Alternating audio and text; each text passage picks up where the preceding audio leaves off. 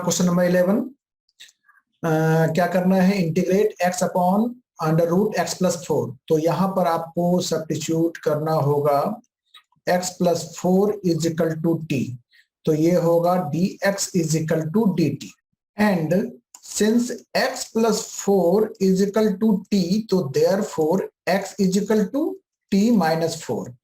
तो अब ये क्या हो जाएगा, x की वैल्यू है हमारा कितना t minus 4 upon under root x plus 4 और x प्लस 4 हमने क्या पुट किया है t, तो ये हो गया अंडर रूट t dt। ठीक है, क्योंकि dx is equal to dt है। तो अब ये हुआ t upon under root t minus 4 upon under root t। ठीक है, इंटीग्रेशन। तो अब ये हो जाएगा कितना, t to the power 1 minus half और 4 into t to the power minus half, ये हुआ। अब इसका वैल्यू हुआ कितना, t to the power half and minus 4 t to the power minus half d T.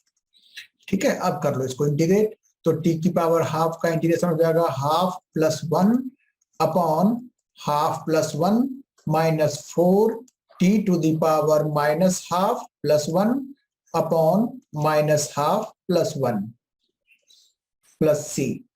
तो ये हुआ t to the power 3/2 upon 3/2 अब minus 4 into t to the power plus half upon plus half plus c.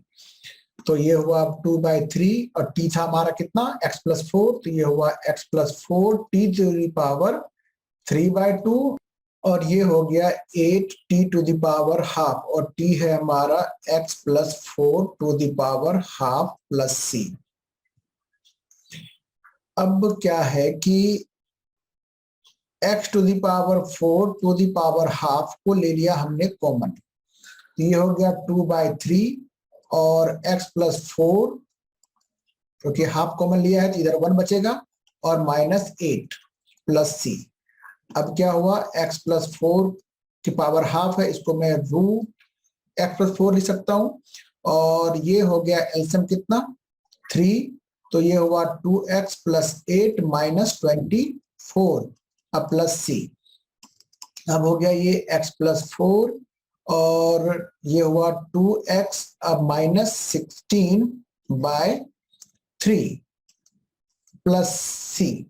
अब अगर मैं इसमें से 2 common ले लूं x प्लस 4 तो 2 कॉमन लेने पर क्या होगा 2/3 और ये हो गया x माइनस 8 प्लस सी। ठीक है, जिसको कि आप लिख सकते हो थोड़ा सा ढंग से, तो 1/3 under root x plus 4 into x minus 8 plus c. ये हो गया आपका आंसर। अब है क्वेश्चन नंबर 12, इसमें भी थोड़ा सा ट्रिक है। देखो क्या करना होगा, इसको पहले आप दोबारा इसको लिखो x cube minus 1 to the power 1/3 और x की पावर 5 को लिखना है यहाँ पर x to the power 3 into x square. ठीक है, ये सब ट्रिक आपको याद रखना होगा। अब जब आप पुट करोगे इसमें क्या, x cube minus 1 is equal to t, तो ये होगा 3x square dx is equal to dt। ठीक है, यहाँ dx इज इक्वल टू हो गया dt बाय 3x स्क्वायर, तो x स्क्वायर यहाँ से ये कैंसिल हो जाएगा है ना, तो अपॉन बचेगा 3, तो ये होगा हमारा 1/3, इसको तो हमने ले लिया है t, ये हुआ t to the power 1/3 into x cube और एक्स क्यूब क्या होगा t प्लस 1 हो जाएगा है ना, क्योंकि एक्स क्यूब माइनस 1 t है तो एक्स क्यूब क्या होगा t प्लस 1, तो इसको लिख लिया एक्स क्यूब के बदले लिख लिया t प्लस 1 और एक्स स्क्वायर तो कैंसिल हो चुका था, अब ये हो गया dt। ठीक है, तो अब ये 1/3 इसको कर लो मल्टीप्लाई, तो t to the power 1/3 plus 1 है ना और plus t to the power 1/3 dt। ठीक है, तो 1/3 integration of 3 plus 1 t to the power 4/3 plus t to the power 1/3 dt। अब इसको इंटीग्रेट करेंगे तो क्या हो जाएगा 1/3 और t to the power 4/3 plus 1 upon 4/3 plus 1, ये होगा और ये हुआ t to the power 1/3 plus 1 upon 1/3 plus 1 plus c। तो अब हुआ ये 1/3 t टू द पावर कितना 7/3 अपॉन 7/3 और plus t to the power 4/3 upon 4/3 plus c। अब क्या होगा ये 1/3 into 3/7 into t to the power 7/3 plus 1/3 common ले रखा है मैंने तो इसको खोल दिया है 1/3 इंटू ये भी हो जाएगा 3/4 और t to the power 4/3 plus c। तो यहां से 3 कैंसिल, यहां से भी 3 कैंसिल, तो ये हुआ 1/7 t टू द पावर 7/3 और t हमारा क्या था x³ -1, तो ये हो गया x³ -1 to the power 7/3 plus यहाँ भी 1/4 बचता है तो 1/4 और t है हमारा x³ -1 to the power 4/3 plus c। ये हो गया आंसर। क्वेश्चन नंबर 13, इसमें क्या है integrate x² upon 2 + 3x³ whole cube. ये आसान है, इसमें पुट कर दो आप 2 + 3x³ is equal to t, तो ये हो जाएगा 9x² dx is equal to dt, यानी कि dx is equal to dt upon 9x²। बहुत सिंपल हो गया अब ये। तो अब हमारा ये क्या हो गया 1/9 कांस्टेंट बाहर और x² कैंसिल और 1 अपॉन इसको मैं सपोज किया है t, तो ये हो गया t to the power 3 dt। ठीक है, तो 1/9 इसको t टू द पावर -3 कर लिया है ना, तो आसान हो जाएगा अब ये। तो ये हो गया 1/9 और t to the power -3 plus 1 upon -3 plus 1 plus c। तो जो हुआ 1/9 t to the power -2 upon -2 plus c, तो हुआ -1/18 और t टू द पावर -2 को हम कर सकते हैं 1 upon t to the power 2, है ना, प्लस c। रख दो वैल्यू 1/18 और 1/t², t के बदले में क्या रखेंगे 1/2 + 3x³ और इसका स्क्वायर प्लस c। हो गया आंसर। इसको और अच्छा करना है तो ये -1 अपॉन कितना होगा 18 इंटू 2 + 3x³ का होल स्क्वायर प्लस c, ऐसा कर लो, ये हो गया answer. Now question number 14, put log x is equal to t, तो log x का differentiation 1/x dx is equal to dt, 1/x dx हम dt रख लेंगे इसको, तो क्या बच गया ये, तो 1/t to the power m dt, क्योंकि 1/x dx is equal to dt है तो इसके बदले में dt रख लिया और log x t था तो t की पावर m हो गया ये। ठीक है, इसको इंटीग्रेट करने के लिए t to the power -m लिख लिया थोड़ी देर के लिए। तो अब इंटीग्रेट करेंगे तो क्या होगा t to the power -m plus 1 upon -m plus 1 plus c, और इसको अब लिख सकते हो t to the power 1 - m, है ना,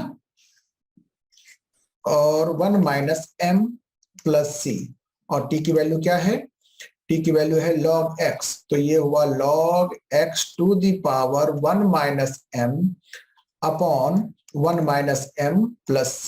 ये हो गया आपका आंसर। नाउ क्वेश्चन नंबर 15, ये भी बहुत ही आसान क्वेश्चन है, सीधा है।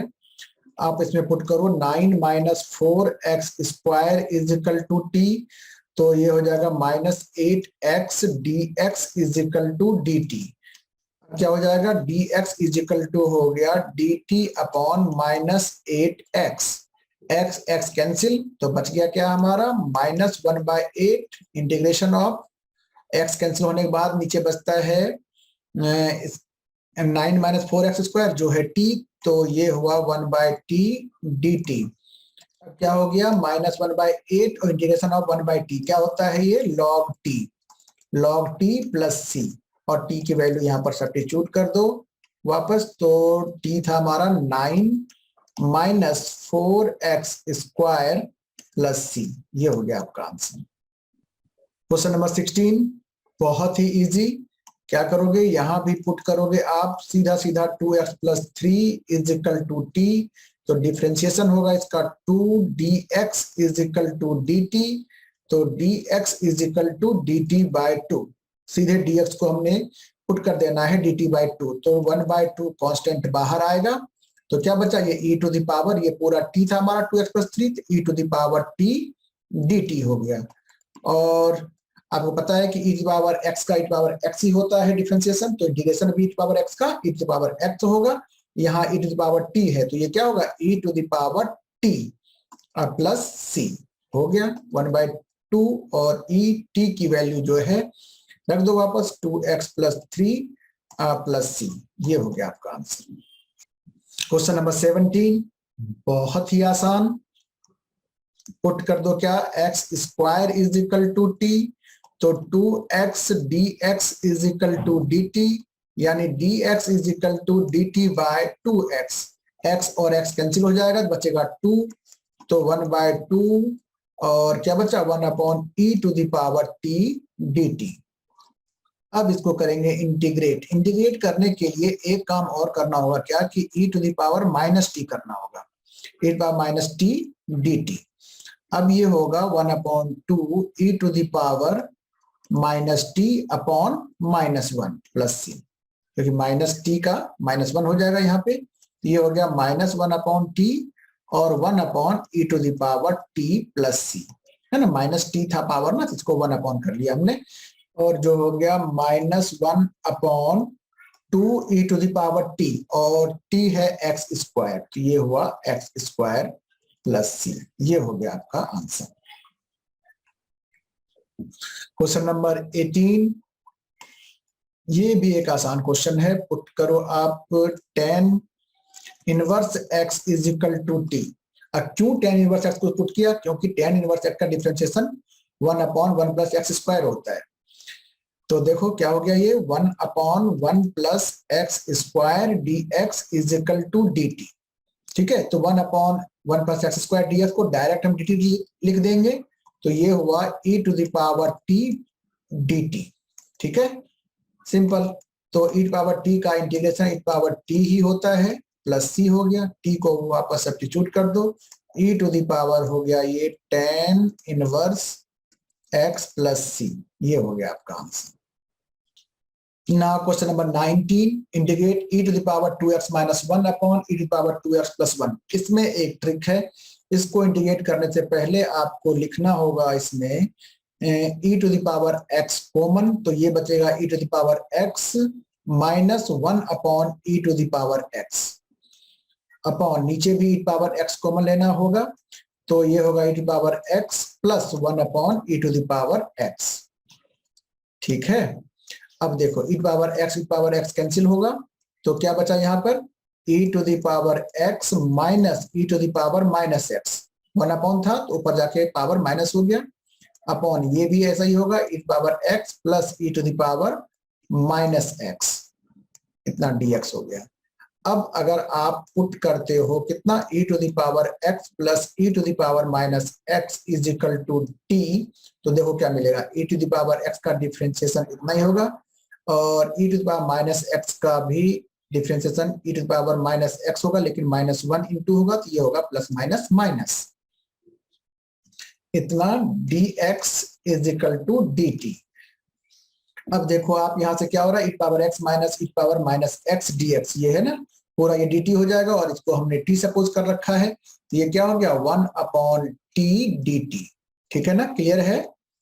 ये पूरा e to power x minus e to power minus x dx, ये जो है ना पूरा, ये है हमारा dt लिख लिया, और इस पूरे को हमने t सपोज किया था, तो 1 अपॉन t हो गया, और 1 अपॉन t का इंटीग्रेशन होता है log t, है ना, log t प्लस c।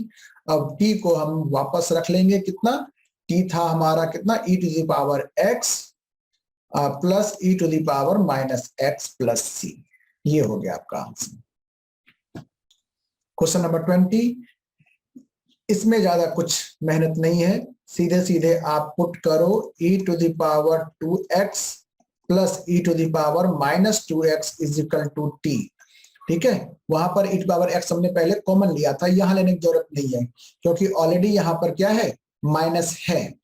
तो हमने ये पुट किया, तो ई टू पावर 2x का डिफरेंशिएशन होगा 2 e to the power 2x और इसका होगा minus 2 e to the power minus 2x dx is equal to dt। 2 ले लो आप कॉमन, तो हो गया e to the power 2x minus e to the power minus 2x dx is equal to dt। तो अब e to the power 2x minus e to the power minus 2x dx is equal to क्या हो जाएगा, dt by 2। देख रहे हो, यही चीज है यहाँ पे। तो अब ये क्या हो गया, 1/2, ये dt बाय 2 का 1/2 इंटीग्रेशन ऑफ ये पूरा क्या, इसके बदले हमने लिख लिया dt, तो बच गया ये 1/t dt। ठीक है, जो हुआ 1/2 log t, 1/t का integration log t plus c। अब t को सब्स्टिट्यूट कर दो, तो 1/2 log और t कितना है, t है हमारा e to the power 2x plus e to the power minus 2x plus c। ये हो गया आंसर।